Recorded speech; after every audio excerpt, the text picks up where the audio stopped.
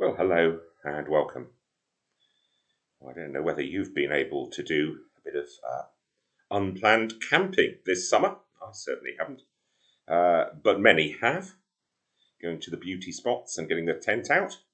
You may also have got out your old sleeping bag that you may not have used for a number of years. And that links us nicely into one of my favourite poems, which we'll be hearing in a few moments. The poem is modern, it's very modern. It's by Johnny Baker, who's actually a theological trainer at CMS Cuddesdon in Oxford. So he's quite local, and he's very much alive and kicking. In the poem, we're invited to go back to perhaps more carefree days in our 20s perhaps, 30s when we were a little more mobile. We used to pop round, see friends, see family, take a rucksack, take a sleeping bag, and just crash on the floor and enjoy their company. It's quite fun to have a friend round, even when they crash on the sofa.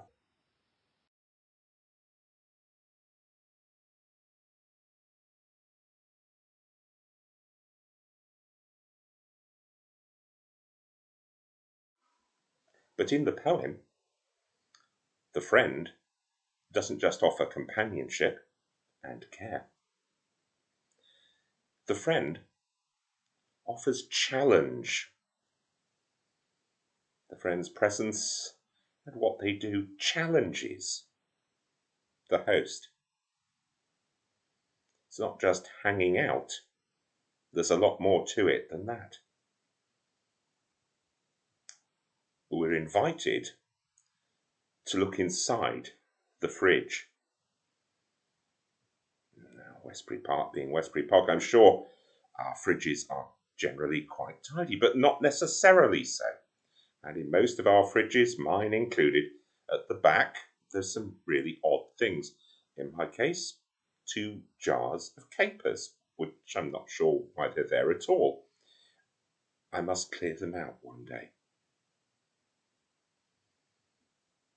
Johnny Baker's friend, about whom we'll hear in a moment, says, look at this fridge. Look at what's out of date. Look at what's going. Come on, let's get it out of the fridge. Let's get it out of the fridge, recycle it, do it, throw it away in the food bin, get rid of it. And by extension, the things in our lives that we've let clutter us up, the things in our lives that we've let just stay there when we don't need to keep hold of them. Sometimes spiritual and mental decluttering is every bit as beneficial as fridge decluttering. Might this be my life?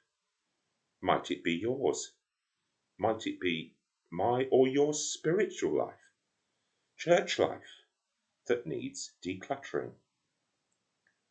Perhaps all of us at times need to go to the fridge and experience the horror.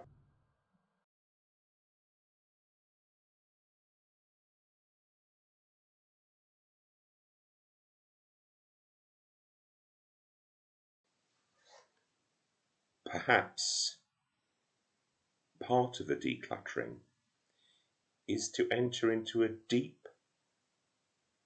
yet gentle, yet compelling conversation with Jesus, bringing things to him that we may have brought to nobody else.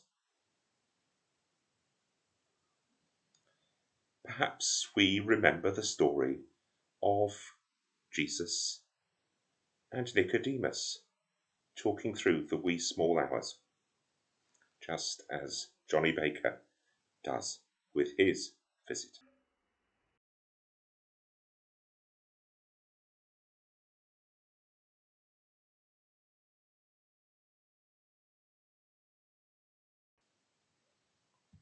Perhaps it's good for all of us to know that Christ is with us, even in the most domestic situations. That Christ is with us in our living room, wherever we go. that he is not just the unseen guest at the table, but he might be the unseen guest in the sleeping bag on the sofa. The presence of Christ is not just companionable, but also deeply challenging at times, deeply unsettling, and yet always strangely and wonderfully comforting and warming.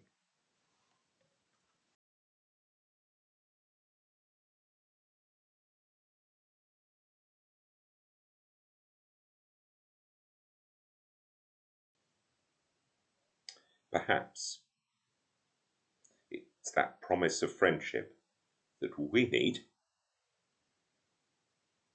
to claim on. All we have to do is invite. Here's a well-known passage from the book of Revelation, chapter 3. I reprove and discipline those whom I love.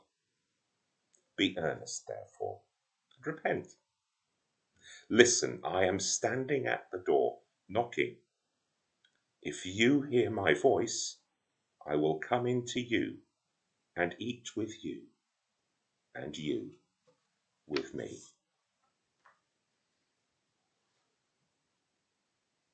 Here's the poem. Jesus is in the sleeping bag, stopping over. He comes round any time he likes. Right time, wrong time, he don't mind. Foxes have holes, birds have nests, but the Son of Man has the sofa. He's poking round the fridge, which needs defrosting.